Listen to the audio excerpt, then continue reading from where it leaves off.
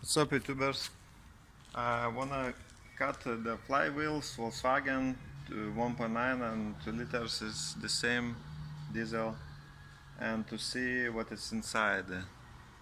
This one is after the restoration, this one old. So I will cut and then we see.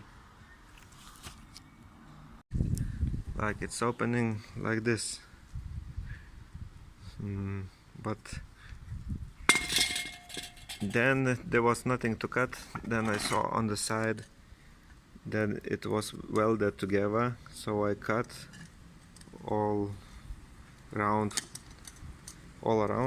and then inside you see the springs and some burned oil. In these springs are springs, but they are quite short. They go only in the middle and the end. Here's the end, but here at the end is nothing, you see. This goes till the end, and here also. See, empty. Then it starts inside now spring.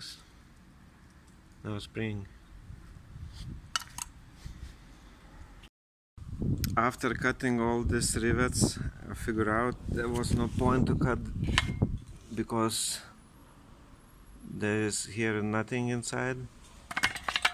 And when they do a restoration, they just cut in half, and then they weld it together.